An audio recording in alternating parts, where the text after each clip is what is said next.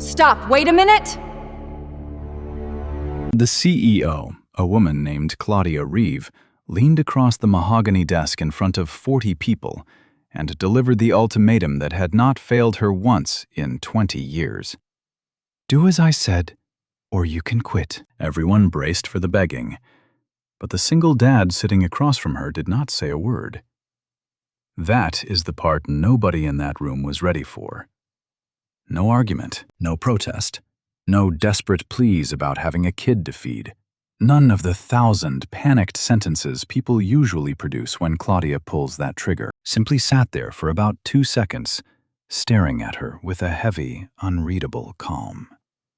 And then he did the strangest, quietest, absolutely most devastating thing any of those 40 witnesses had ever seen a person do. He reached out and closed his laptop softly with both hands, the exact way a person closes a book they have finally finished reading. The small plastic click of that laptop lid shutting was somehow the loudest sound that had ever echoed through that glass room.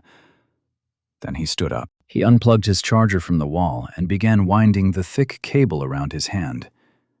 The motion was entirely unhurried, the steady rhythm of a man who is neither in a panic nor in a blind rage. He bent down, picked up his faded canvas bag from beside his chair, and carefully slid the laptop inside, right next to his notebook and a wooden photo frame. He grabbed that little photo frame from the corner of his desk, the one angled so nobody else could quite see the picture, and tucked it safely away before zipping the canvas bag completely shut. He lifted his worn jacket off the back of the swivel chair, slung the heavy strap over his shoulder, and without a single backward glance, Ethan Carter started walking toward the door. Now this control room was essentially a suspended glass box right in the middle of an active factory floor. Through those massive windows, 40 men wearing heavy blue work shirts had completely stopped what they were doing to watch.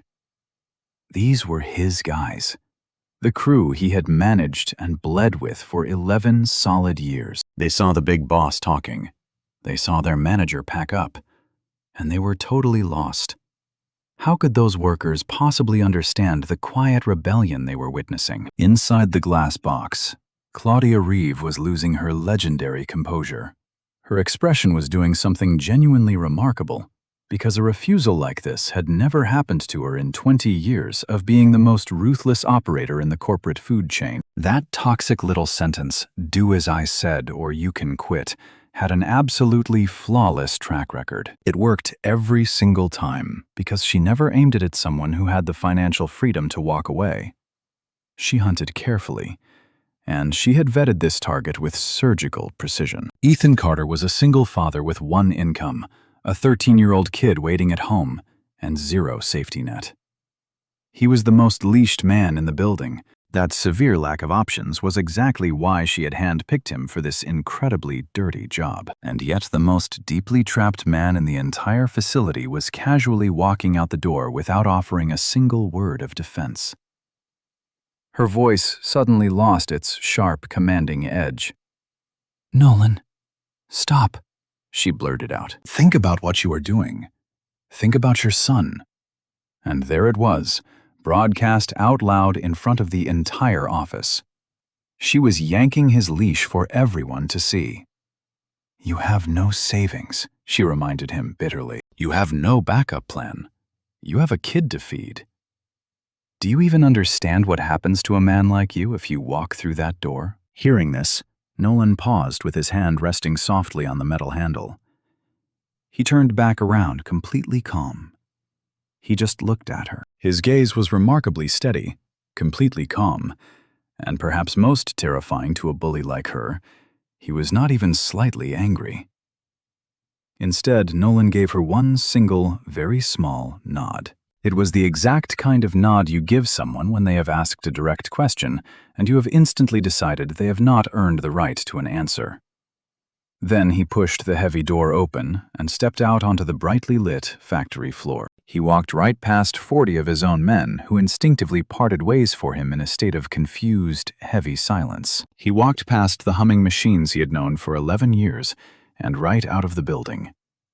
The glass door swung softly shut behind him, leaving Claudia Reeve frozen in the wreckage of her own failed threat. She stood there in front of 40 totally stunned witnesses. She had absolutely no idea that over the course of the next 90 seconds, every single toxic thing she believed about human nature was going to completely fall apart. Now, I know exactly what is running through your mind right now. You want to know what she actually asked him to do, because that is the entire crux of the story, is it not? A dedicated father just walked away from his livelihood, his steady income, and the future security of his kid, without a single word of pushback. He did not even attempt to negotiate. So what in the world could this woman have possibly ordered him to do? Stick with me, because you are about to find out in 10 minutes. And trust me, when the truth drops, his silence will make perfect sense. But before we get to the dirty secret, you really need to understand the woman who was absolutely certain he could never say no. Claudia Reeve operated her entire life on one core theory about human beings. It was a dark perspective that had made her a deeply formidable executive, and it was about to be publicly shattered by a tired manager carrying a cheap canvas bag. Her grand theory was incredibly simple. Everyone has a leash.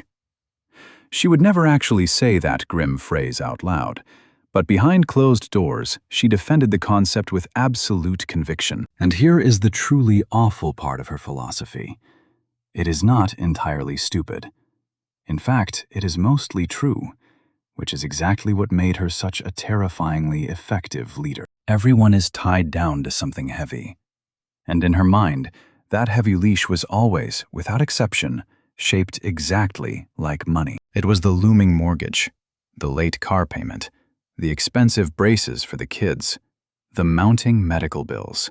It was that highly specific dollar figure a person desperately needs to hit every single month, or else their entire reality crumbles into dust. Claudia understood this vulnerability with a cold clarity that allowed her to climb the corporate ladder incredibly fast.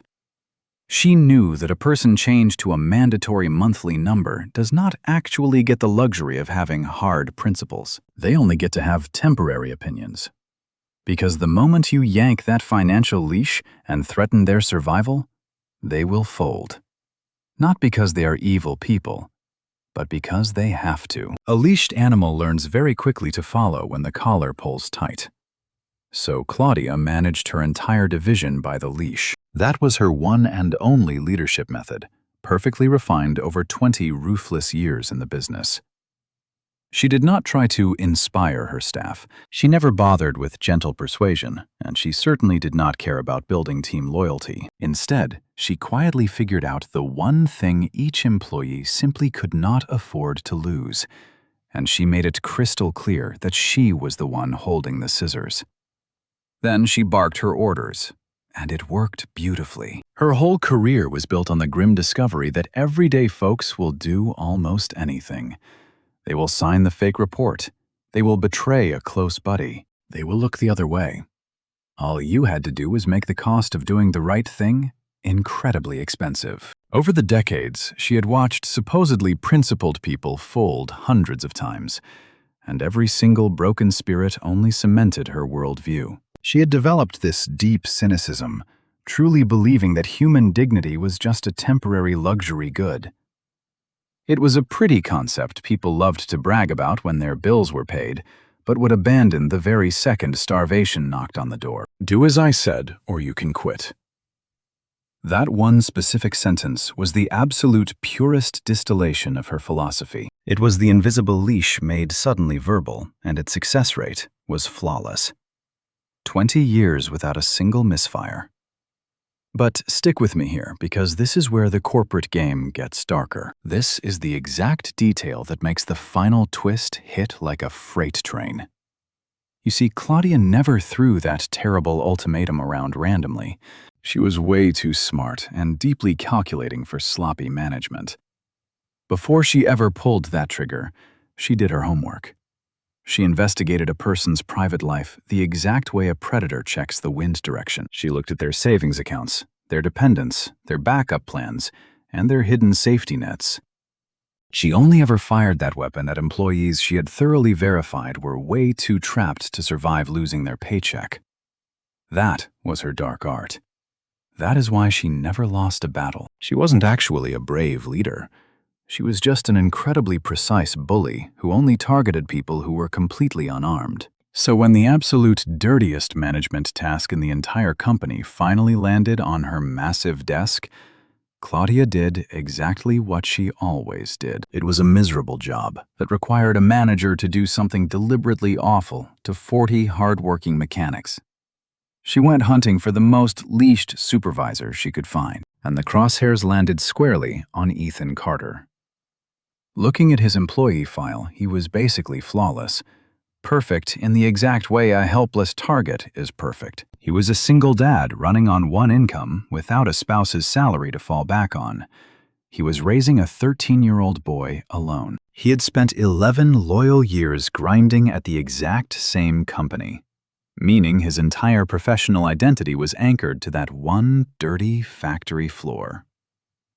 He drove a rusty old truck. He lived in a cramped little house on the edge of town with absolutely nothing flashy to his name.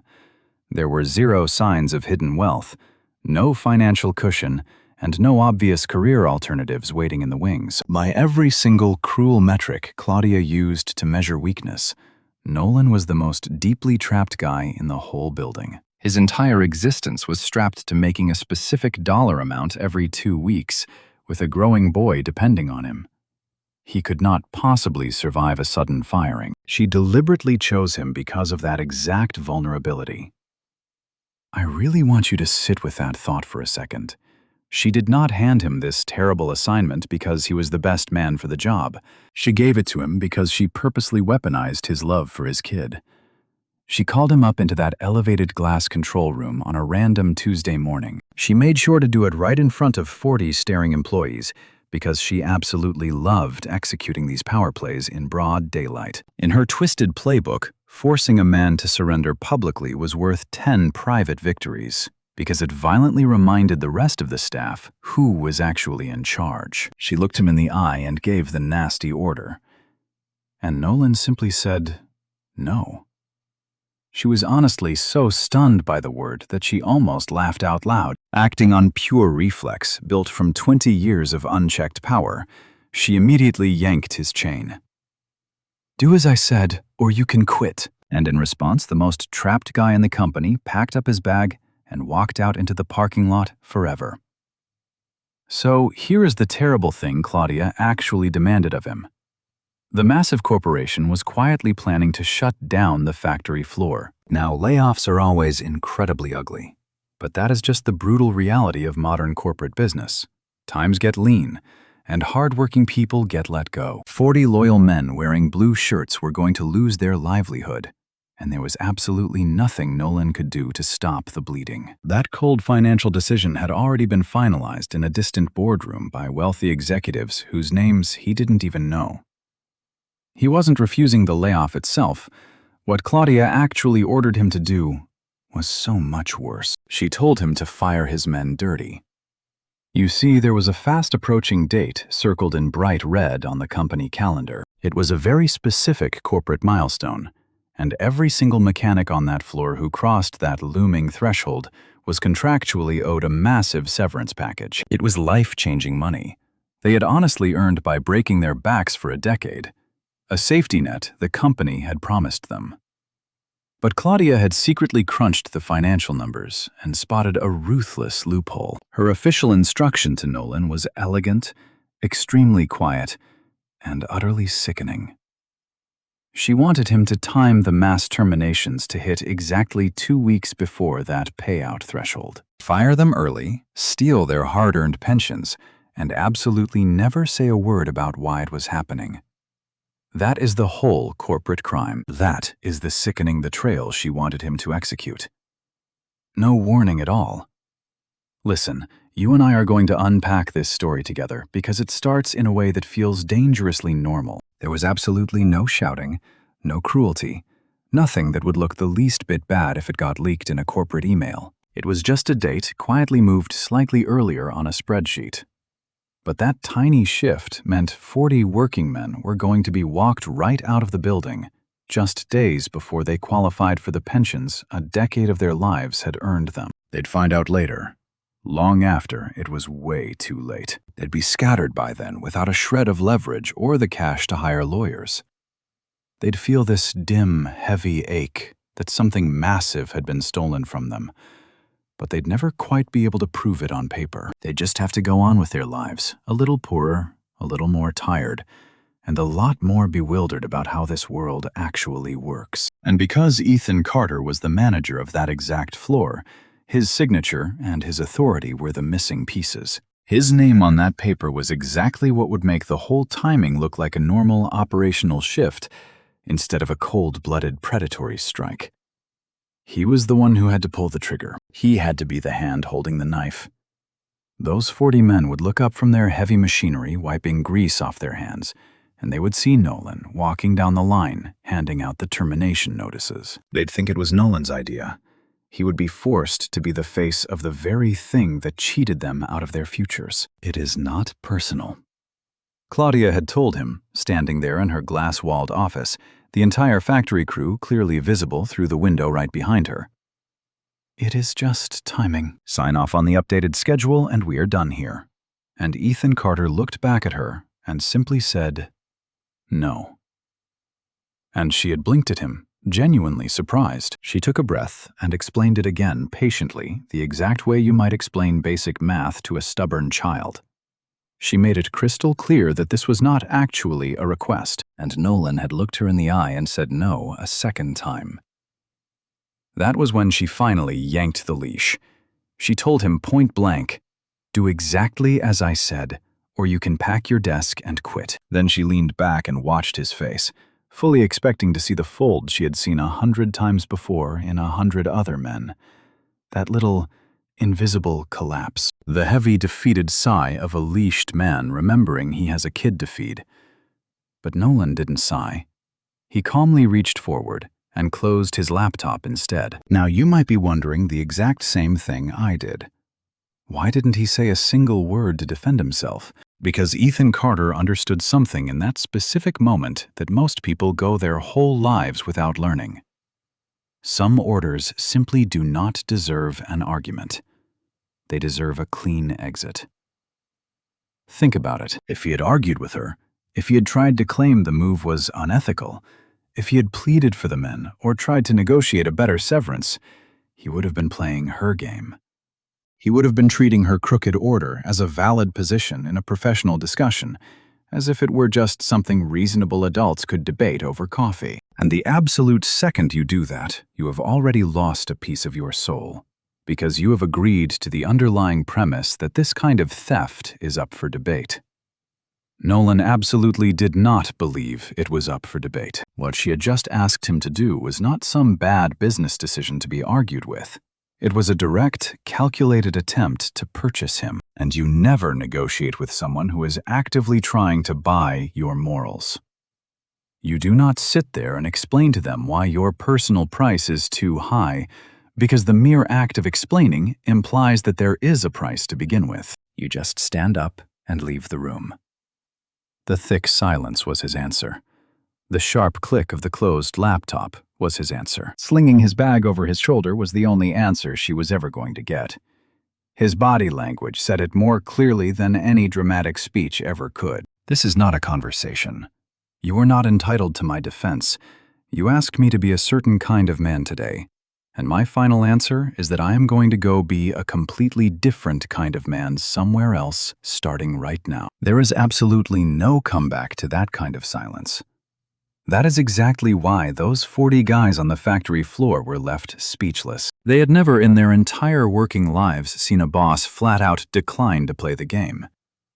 But stick with me here, because this is where it gets really interesting. It still leaves the massive question that Claudia was screaming at his back as he walked calmly across that concrete floor. The singular question that had made her so incredibly confident, the assumption that had made him the perfect target in her eyes, and the question every single person watching was thinking. How on earth can he afford to just walk out? The answer to that question is 11 years old. It is honestly the best idea in this entire story, and it was sitting quietly in a dusty local bank account that absolutely nobody knew about. Ethan Carter called it his walkaway money. Let's rewind 11 years. Back when his son Micah was just a clumsy toddler, and Nolan was newly on his own, figuring out how to raise a kid entirely by himself on a single average income. Right around that time, Nolan had watched something happen at his previous job that permanently altered the trajectory of his entire life. He had watched a genuinely good man, a deeply decent guy with 3 young kids and a heavy mortgage hanging over his head, get pulled into a room and told to do something legally and morally dishonest. And Nolan had watched that man's face crumble as he did it. He did not do it because he wanted to. He did it because he physically could not afford to say no. Nolan had watched a good person be forced to become a bad one in real time, purely because of a monthly number on a spreadsheet. Nolan had gone home that same night, sat alone in the dark at his scratched-up kitchen table, and finally understood something that most people never quite manage to put into words. Most people do not do the wrong thing because they are inherently bad. They do it because they simply cannot afford to be good. And the brutal truth is the world actually likes it that way. The entire system is arranged carefully, deliberately, and invisibly, so that most hardworking people are always hovering about 3 missed paychecks away from total financial disaster. And a man who is 3 missed paychecks from disaster does not get the luxury of having principles.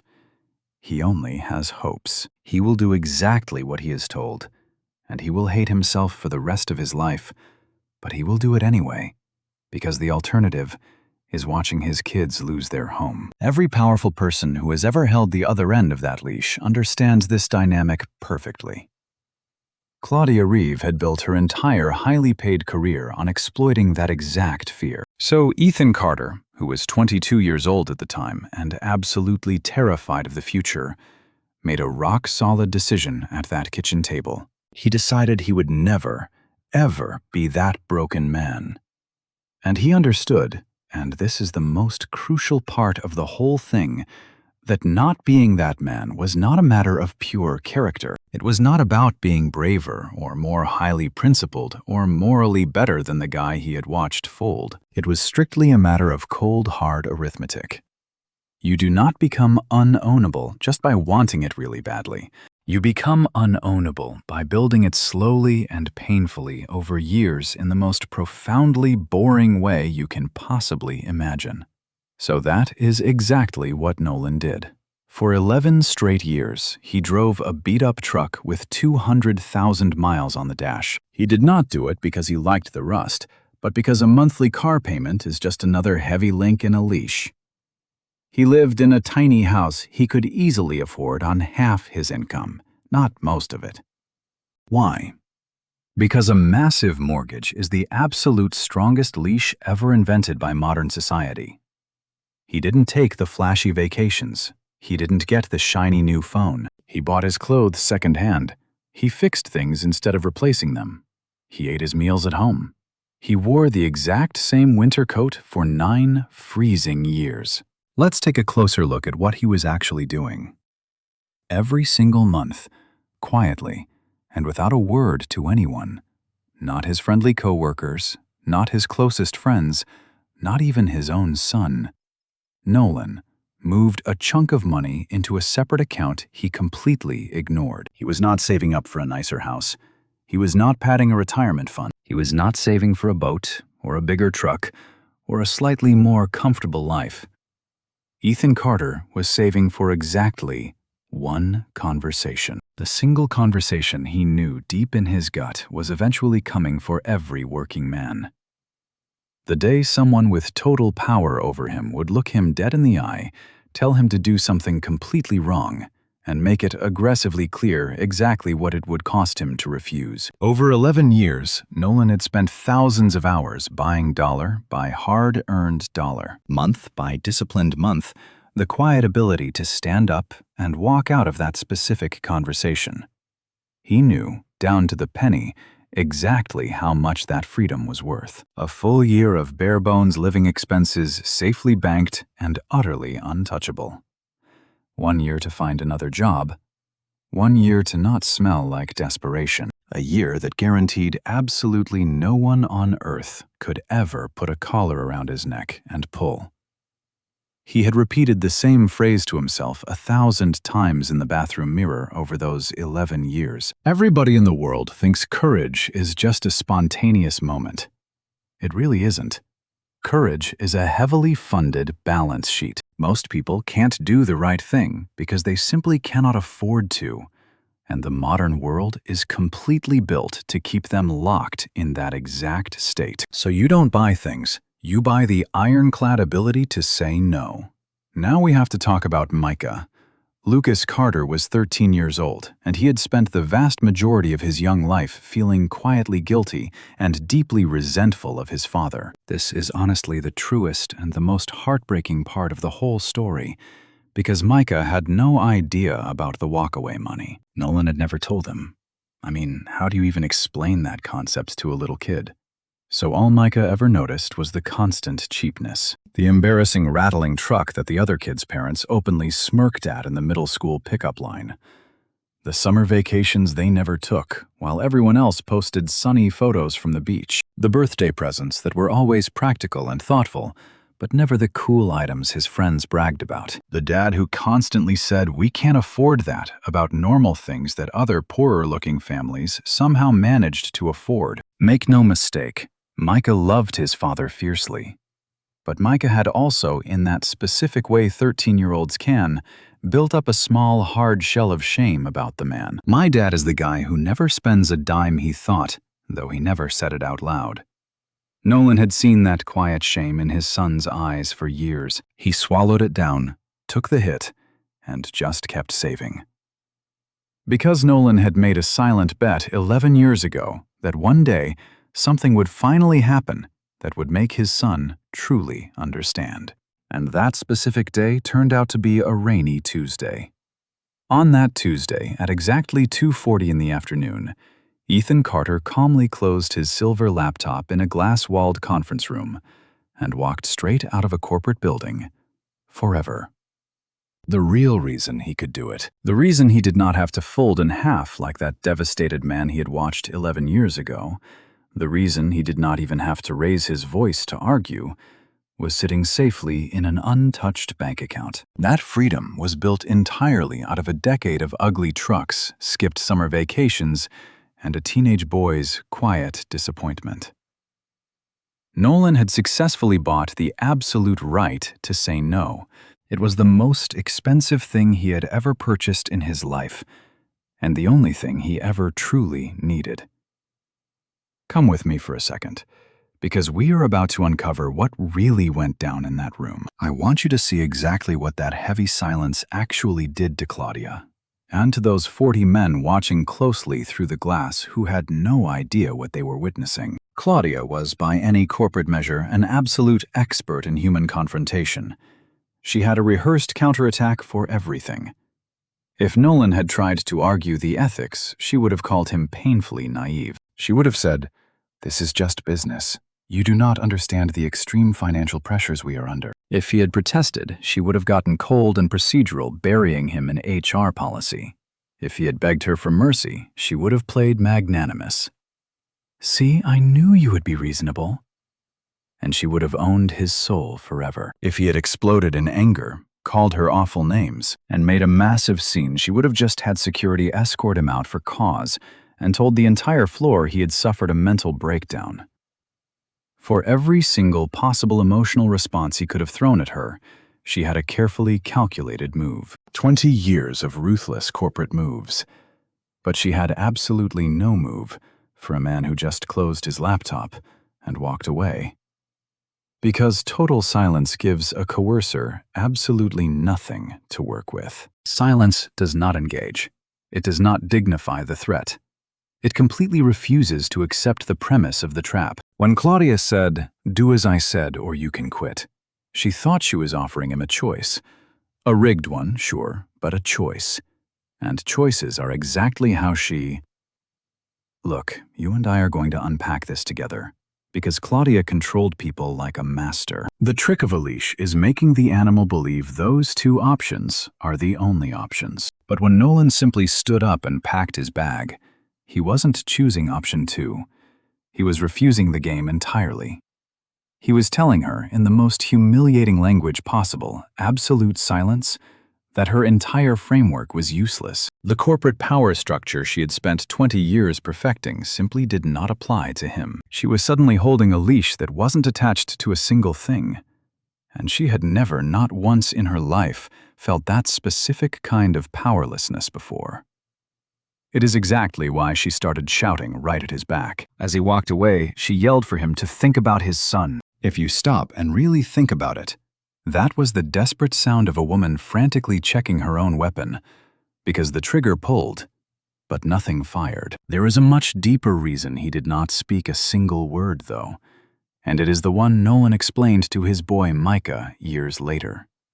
It is a lesson worth taking with you. He didn't argue with her because engaging in an argument would have been a strange kind of consent. If he had actually stood there in that glass office and debated whether cheating 40 hard-working men out of their earned pensions was acceptable, if he had made a logical case, presented counterpoints, or tried to persuade her, he would have been treating her corrupt order as a completely legitimate position in a reasonable, everyday disagreement, and it simply wasn't. Some things in this life are not up for debate. Some things are just a heavy door you either walk through or you don't. A man who spends 20 minutes eloquently explaining exactly why he refuses to cross a moral line has already spent 20 minutes standing right on top of it. His heavy silence said, "I am not going to tell you why this is wrong, because a person who actually needs that explained is not a person I am going to waste breath on." Meanwhile, the guys out on the floor were watching through the glass. 40 men wearing standard blue work shirts. They had seen every second of the interaction, but understood absolutely nothing. Here is exactly what it looked like from the dust of the factory floor.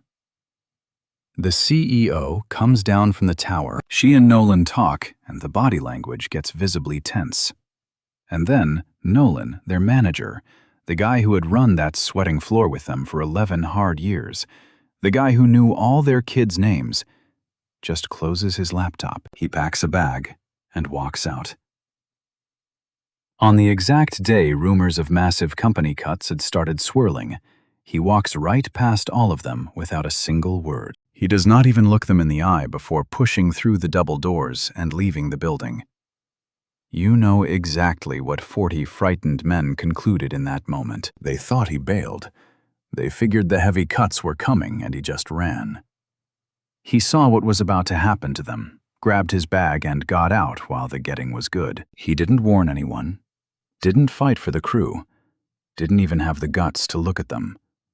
11 years of loyalty, and the man just walked. That thought spread through the factory floor like poison in clear water, because frightened people always assume the absolute worst. And honestly, from the outside with zero context, that is genuinely what it looked like. By that evening, out in the gravel parking lot down at the local bars and lighting up the group chats, the very men Nolan had just sacrificed his livelihood for were calling him a coward, a rat, a man who ran when the heat turned up. That is the cruelest part of this whole story. And I really want you to just sit in that uncomfortable reality for a second, because it is real and it happens to good people constantly. Nolan literally took the bullet for them, and they honestly thought he was the one pulling the trigger. He walked out of that building with absolutely nothing protecting 40 men who spent the next several weeks spitting on his name, and he knew they would. That is the real kicker. Nolan knew exactly what his silence would look like. He walked out anyway, because doing the right thing and getting credit for doing the right thing are two completely different transactions. Usually, only one of those options is on the table at a time. Meanwhile, Ethan Carter, being the cold pragmatist she was, simply went ahead and found somebody else to do her dirty work. It only took her about 4 hours to replace a decade of integrity. His name was Benjamin Cross.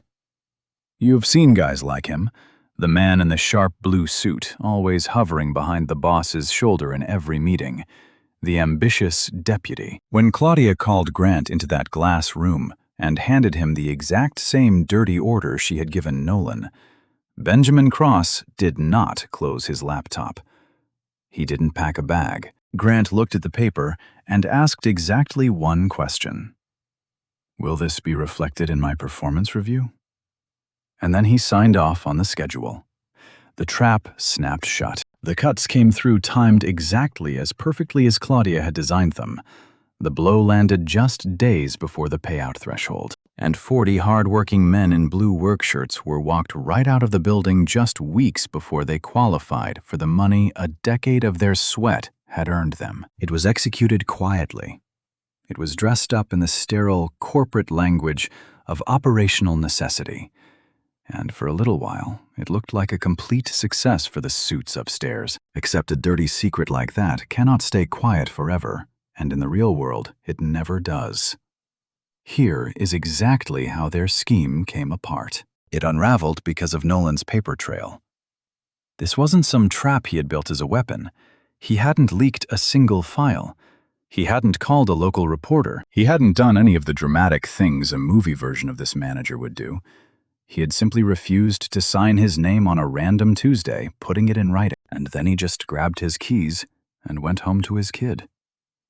But in a corporate system, a formal refusal leaves a permanent mark.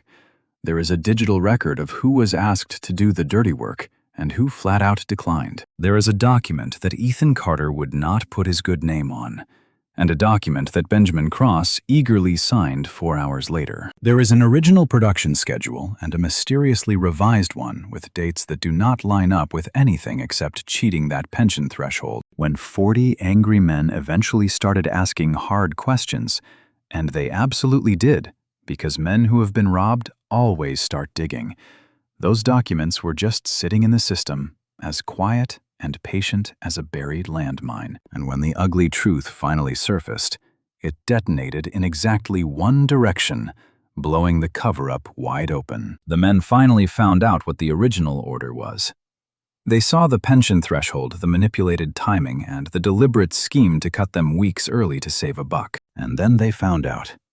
And this is the part that absolutely broke them: who had been asked to swing the axe first, and what he had actually done. Ethan Carter had not run away. He had been ordered to be the hand that cheated his own crew, and he had refused, right to the CEO's face. He had walked away from an 11-year career carrying nothing but a canvas bag and the responsibility of a teenage son at home, rather than sign that dirty piece of paper. He had never defended himself. He had just let 40 angry men call him a coward for weeks on end, and he never once picked up the phone to defend himself. As he would casually say later, when they finally tracked him down to ask why, "What was I going to do, call you up and tell you what a hero I was? You were all about to lose your livelihoods. You had way bigger problems to deal with than my bruised reputation." The very man they had been cursing in gravel parking lots had completely emptied his own life to try and protect theirs. He did it silently, expecting absolutely nothing in return, and he had eaten their bitter contempt without a single word of complaint. Now, there is a very specific moment here, and it is honestly the entire reason this story exists in the first place. It happened when the crew's rough old foreman, a guy named Benjamin Cross, the exact guy who had led the charge in calling Nolan a rat, drove out to Nolan's small house on a quiet Saturday morning. He had 15 guys standing right behind him. He knocked, stood there awkwardly with his work cap in his hands, and couldn't find his voice for a solid 10 seconds. Nolan's teenage son, Micah, opened the screen door to find 15 calloused factory men openly crying on his front porch. "We said some terrible things about you," Benjamin Cross managed to choke out in front of everybody. "We said you ran." "I know," Nolan said calmly. "It's exactly what it looked like. I would have said the same thing. You knew what we would think. You knew, and you walked anyway." "Yeah, why?" And Benjamin Cross's thick voice actually broke on that single word. He'd worked side by side with this man for 11 years and had never truly understood him until this exact moment. "Why would you throw it all away for us and then just let us hate you for it?" And Ethan Carter just shrugged his shoulders. Standing there in his doorway, right in front of his son, he gave the quiet answer that young Micah would carry with him for the rest of his life. "Because you cannot do the right thing and also control what people think about you, Duff. You only get to pick one. Most people in this world pick the second one. He shrugged again, his face completely calm. I just picked the first one. That is the whole trick. There really isn't any more magic to it than that. The corporate fallout from all this was absolutely enormous. The scandal traveled upward the way these messes do when there is a hard paper trail and 40 furious witnesses. It bypassed Claudia and landed on the desks of executives who cared very deeply about ugly lawsuits and bad headlines. The company frantically reversed the cuts and paid those men what they had rightfully earned, down to the last dollar. Once a scheme like that is dragged into the daylight, there is no corporate spin that can defend it. Benjamin Cross, the guy who eagerly signed his name, quickly discovered what happens to the pawn holding the pen when the light hits. And as for Ethan Carter, she did not actually lose her high-paying job, because the real world is rarely that neat and fair. But she did lose something she valued so much more. She lost her certainty. Now, you and I have both met people like Claudia, folks who think everyone has a price. That broken certainty is exactly why she drove out to see Nolan. She came alone to his small house. She stood on the wooden porch, looking at a calm man wearing an old sweatshirt, and she finally asked the one question she had been obsessing over for weeks. I need to understand how you did it. Not why he did it. How? Because Claudia, a woman whose entire theory of humanity was that every single person wears a leash, had spent weeks unable to sleep. She was gnawing on the impossible fact that a single father with a kid and zero financial cushion had somehow been completely unownable. I checked you, she said, and there was something uncomfortably raw in her voice. Before I brought you into that room, I checked you, just like I check everyone. No savings that I could see. You had one income, a child, a rusted old truck, and a small house. You were the most... She stopped herself. The most trapped man in the building. Nolan finished for her. Yeah, I know that's exactly why you picked me. I knew that the second you opened your mouth. Claudia actually flinched at the truth. So how did you do it? How do you just walk out with a kid at home and no safety net? Nolan looked at her. I did have savings, he said quietly. You just couldn't see them, because I never spent a dime on anything you could actually see. He leaned his tired shoulder against the rough wooden doorframe. 11 long years. Every month I put a little away, he told her. That beat-up truck you noticed? That is the reason. The vacations we never took. That is the reason. I wasn't just being cheap, Miss Reeve. I was intentionally buying something. I was buying exactly one thing. The ability to stand up and walk right out of the twisted room you built. I bought that freedom a little bit at a time for 11 years, because I once watched a good man get forced to do a terrible thing. I understood right then that he didn't fold because his morals were weak. He folded because he was broke. Nolan looked at the powerful CEO with a steady, unwavering gaze. You didn't lose this fight because I am somehow braver than the other guys. I am really not. You lost because I made absolutely sure I could afford it. I want you to picture this scene with me, because this is where the entire game flips. They couldn't break him because in a room like that, courage is not some magical virtue. Courage is a balanced checkbook. You have spent 20 years winning against people who could not afford to say no to you, Nolan told her. And you mistook that leverage for a truth about human nature. Victoria Hayes stood on his porch as the evening air turned cold. That is the most damning thing anyone has ever said to me, she whispered. And it is true. Every person who ever folded for me, I made sure they were cornered before I asked. I have never once beaten someone who had a choice. A long, heavy pause hung between them. It was the unmistakable sound of a person seeing their own life from the outside for the very first time. I have never had a genuine victory in 20 years, Claudia realized.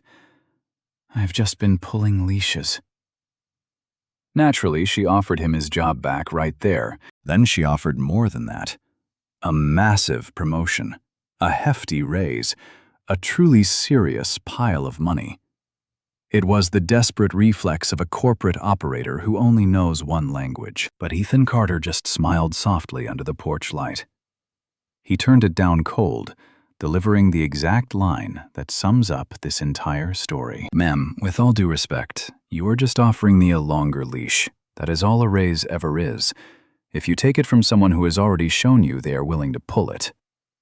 He slowly shook his head. I will come back to the plant, he told her quietly. But I am certainly not doing it for the money. What Nolan asked for instead was the only thing he had ever truly cared about, and it cut right down to the bone of the matter. He demanded it in ink. And he did not just ask for it for himself, but for every single person sweating it out on that factory floor. He wanted the absolute right of refusal. He demanded a real, formally written policy stating that any worker at any level could refuse to carry out an instruction they believed to be fundamentally dishonest, and for that refusal, they could never be fired, punished, demoted, or retaliated against in any way.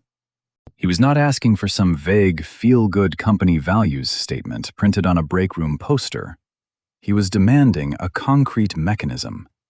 He wanted a permanent door built right into the brick wall. Because Nolan had spent 11 long years buying his own personal escape hatch out of his own modest pocket, paying for it one skipped family vacation at a time, he knew intimately exactly how expensive that kind of freedom was. He also knew how many honest men working beside him would never be able to afford one. You want to know how to guarantee a mess like this never happens again? He told the silent executives. It is not going to be fixed by corporate training. It is not an anonymous ethics hotline. It is this exact policy. You have to make it so a man does not have to be wealthy just to have basic principles. Right now, in this company, and in about 1,000 others exactly like it, the only people who can afford the luxury of saying no are the ones who do not desperately need the Friday paycheck. And that is not a healthy corporate culture. That is a hostage situation that just happens to come with a decent dental plan. Give every single one of these workers a door, guaranteed in writing, that does not cost them their kids' dinner, to walk through. Do that, and you will be absolutely amazed by how many good, decent people you turn out to have had working for you all along. Well, Nolan got his policy. It is framed on the wall of that manufacturing plant to this very day. The men on that roaring floor call it, completely without irony, and without ever being told, to Pike's Rule. Which brings us to his son, 13-year-old Lucas Carter, who had spent his entire young life feeling quietly ashamed of his family's rusted old truck and all those skipped summer vacations. A boy deeply embarrassed by a dad who never seemed to spend a dime on the fun stuff. But recently, young Micah had stood there and watched 15 grown, calloused men break down and cry on his front porch. He had watched a corporate CEO drive to his house just to ask his father how he had managed to beat them. And sitting there, Micah finally understood. One quiet night around their scratched kitchen table, the boy spoke up in a very small, hesitant voice. Dad, all that stuff we never bought over all those years? That was exactly for this moment, wasn't it? That is what the money was really for. Ethan Carter slowly put down his fork, looking across the table. He gave his son the single sentence that had cost him 11 hard years to earn. I never bought us nice things, buddy, he said, his voice thick with emotion. I bought us something so much better. I bought us the ability to stand up and walk right out of a room. Nolan tapped his knuckles against the table for emphasis. Nice things are what you buy when you are planning to just settle down and stay put. Then he nodded his head toward the front door, gesturing toward the factory, toward the whole rigged corporate world of it all. That kind of restraint is what you buy when you are planning to stay free. And I really am sorry that it cost you a beat-up truck you were never proud of, and a whole bunch of fun trips we never got to take. But when those executives told me to hurt 40 good men or lose absolutely everything, I actually got to say no. Most fathers do not ever get to say no, son. Not because they are worse men than me, but simply because they cannot afford the price of it. He smiled then, looking suddenly very tired. That is what all those long years of saying no were ultimately for. They were saving for one massive, undeniable yes. Lucas Carter never complained about that rusty old truck again. In fact, Nolan only found this out months later from a teacher, and the man actually had to step out of the room to catch his breath. When Micah was given a school assignment to write an essay about the absolute richest person he knew, he did not hesitate. He wrote it entirely about his father. Now, you and I need to pause here, because here is the most uncomfortable truth tucked inside this story, and it is not really about a CEO, and it is not about a factory. It is about you. The hard truth is that most people do not do the wrong thing because they are inherently bad. They do it because they simply cannot afford to be good. That terrifying reality is exactly what Victoria Hayes understood, and that is exactly why she was so brutally effective at her job. And the truly awful part to swallow is that she was right about almost everybody. Every single person who ever folded under her pressure folded for the exact same reason. They were tied to a monthly number, a car payment, a mortgage, a tuition bill. And that hovering number was always heavier than their personal principles. Whenever she decided to yank that leash, they came running.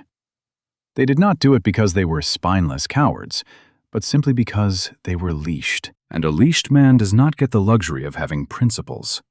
All he gets to have are deep, quiet regrets. You could be the most honorable person in the world in your own heart. But if you are exactly 3 missed paychecks away from losing the roof over your family, someone with actual power over your life can make you do almost anything they want. And the brutal truth is, you will do it. You will absolutely hate yourself for caving, but you will do it anyway, because at the end of the day, your kid needs to eat. This, right here, is the part of adulthood that nobody ever bothers to tell you. Courage is not a glowing personality trait. Courage is a mathematical balance sheet. When that moment of truth finally arrives, the real one, the one where there is a heavy mortgage sitting right there in the room with you, the ability to look a boss in the eye and say, no, is almost never about how internally brave you are. It is entirely about how financially free you are. And real freedom, that genuine kind. The kind that lets you push back your chair, stand up, and walk out of a closed room where someone is actively trying to buy your soul, is not something you magically summon in the heat of the moment. It is something you build up slowly, quietly, and boringly, for years, constructed out of 1,000 tiny daily refusals to let yourself be owned by anyone. It is the rattling old pickup truck. It is the modest house you could actually comfortably afford. It is the fancy vacations you purposely did not take, and the hard-earned money you refused to spend just to prove to absolute strangers that you were doing fine in life. Ethan Carter did not ultimately beat an executive like Victoria Hayes with sheer moral character. He beat her mercilessly with 11 long years of disciplined arithmetic. He had been quietly, methodically building his door out of that corner office since before his teenage son could even walk. And when the terrible day finally came, the man did not need to conjure up some sudden burst of bravery. He just needed to calmly close his laptop and walk away. Now listen closely, because this is the invitation I am handing to you. And honestly, it is the entire point of why you and I are unpacking this story today. I need you to go out and start building your own door. Not because you are greedy, and certainly not just to get filthy rich. You need to do it because somewhere out there in your future, there is a room. And sitting inside that room is a person who has quietly checked your finances exactly the way Claudia checked Nolan. And they are about to tell you to do something you know in your gut you should not do. And when that grim day arrives, the only thing that will decide who you ultimately turn out to be is whether or not you can literally afford to be that honest person. Every single dollar you manage to set aside is no longer just paper money.